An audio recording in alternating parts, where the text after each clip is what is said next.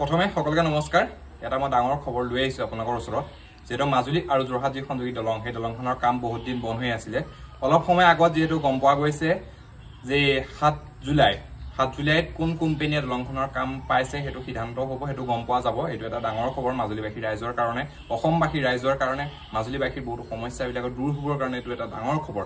যিহেতু আজি অসমৰ মাননীয় মুখ্যমন্ত্ৰী ডক্টৰ হিমন্ত বিশ্ব শৰ্মা ছাৰে জনাইছে, যিহেতু মাজুলী কমলাবাৰী টু গড়মূৰ যিটো ৰাস্তা, এই ৰাস্তাটোৰ কথা সোধোতে তেতিয়া তেখেতে জনাইছে যে, আৰু এই কথাটো সোধোতেই তেখেতে মাজুলী আৰু যোৰহাট যি সংযোগী দলং, সেই দলংখনৰ কথাও জনাইছে। মই ভিডিঅ'টো আপোনাৰ ক্লিপটো তাত সুন্দৰকৈ লগাই দিছোঁ, আপোনালোকে ভিডিঅ'টো চাওক। যিহেতু এইটো ভাল খবৰ, 7 জুলাইত সিদ্ধান্ত হ'ব মাজুলী আৰু যোৰহাট সংযোগী দলংখনৰ কাম কোন কোম্পানীয়ে পায়। এইটো কমলাবাৰী টু মাজুলী যিটো সংযোগী ৰাস্তা, সেই ৰাস্তাটো হোৱাৰ কথা আছিল, সেই ৰাস্তাটো কেতিয়া হ'ব?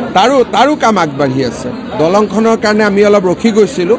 7 জুলাইত দলঙৰ নাম ওলাই যাব, কোনে কৰিব, তাৰ পিছত গোটেই কামখিনি আৰম্ভ হৈ যাব।